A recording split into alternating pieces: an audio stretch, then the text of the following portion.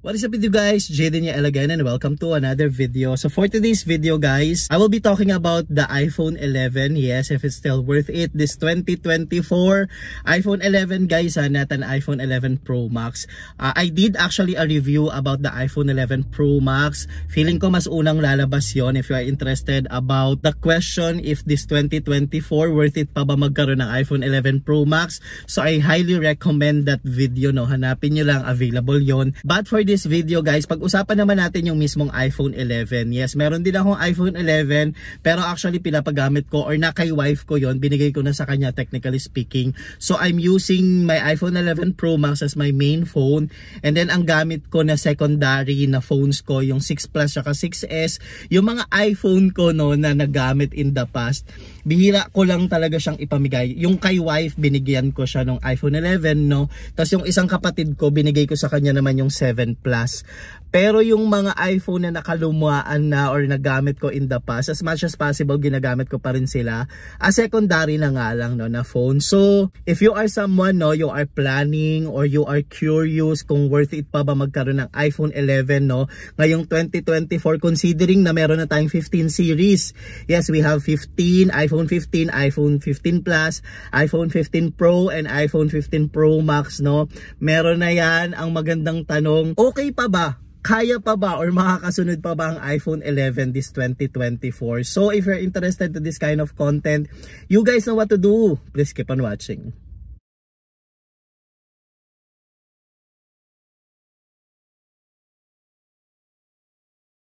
If you're new to my channel, welcome. If you are here for quite some time now, welcome back. In my YouTube channel, I'm doing reviews, reactions, and also vlogs.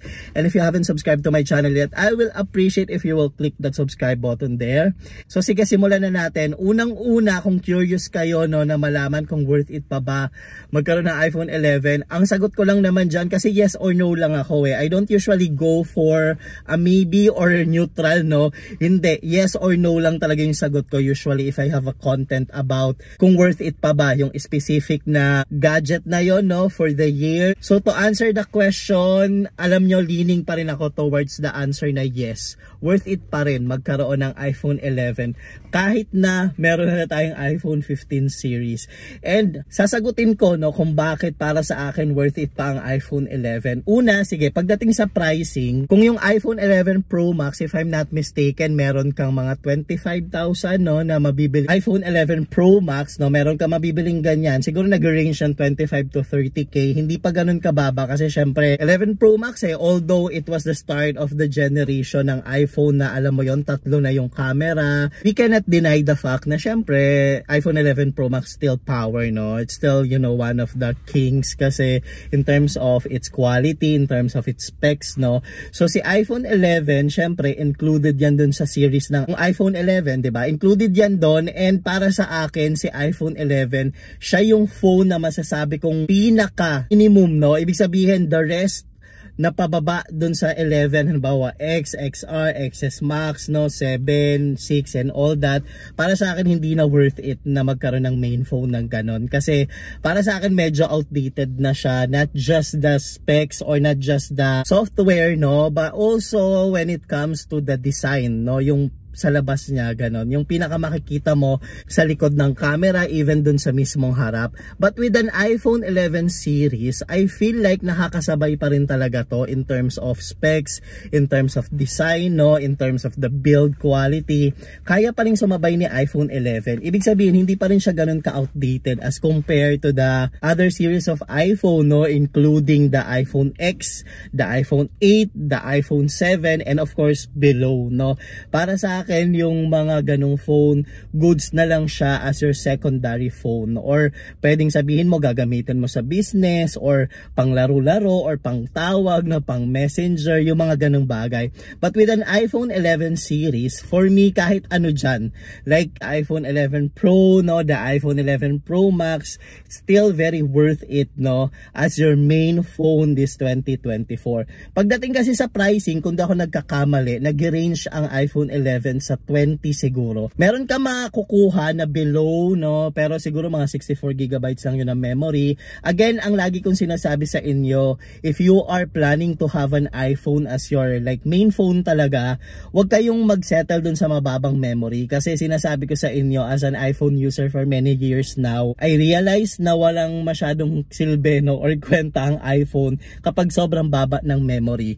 Talagang maximize mo lang yung si iPhone if you have a higher memory, no? Meaning to say, yan yung 128, 256, 512, yung mga ganon. Kung kaya nyo, make sure na ganon ang bilihin nyo. Ako, 256 gigabytes. So far, hindi ko pa naman talagang nabubuo yun, no? Kasi naiinis din ako pag sobrang dami ng videos, photos, yung libo-libo na. Parang ang hirap na niyang hanapin. So, I still delete, no, some photos, some videos, pero never pa akong umabot dun sa talagang napuno ko si 256 gigabytes. Hindi pa naman. So, uubra na kapag 256 gigabytes yung memory nyo. So, yung pricing niya, kung makakahanap kayo ng siguro nag-range ang 15 to 20k, meron pa dyan, baka mas mataas pa sa 20k, like 22, 23, kasi maganda pa rin talaga si iPhone 11, no? Sa specs niya, papakita ko guys, habang nagsasalita ako, ipapakita ko yung mga ilang clips ko ng iPhone 11 para magkaroon din kayo ng idea, no? But in terms of specs, actually sa specs niya, well, of course, iba pa rin talaga, no, yung power ng iPhone 15 series, iPhone 14 series,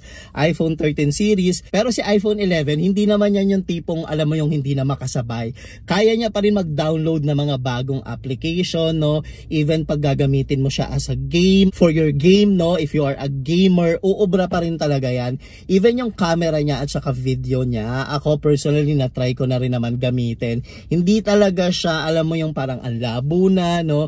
Kasi meron ako iPhone 6 Plus nga, no, yung 6 series. Meron din akong 6S. Ayan, ito yung dalawang phone ko, no, na ginagamit ko as secondary phone. They're still good, like they can still serve you, like kung texting, kung calls lang naman. Pero pag nagpipicture ako dito, nagvi-video ako, although hindi naman siya ganun kalabo, sobrang labo, kasi iPhone pa rin naman to. Pero syempre, ibang-iba na yung quality ng iPhone 11 series, no, which includes the iPhone 11 and of course the iPhone 11 Pro Max, no.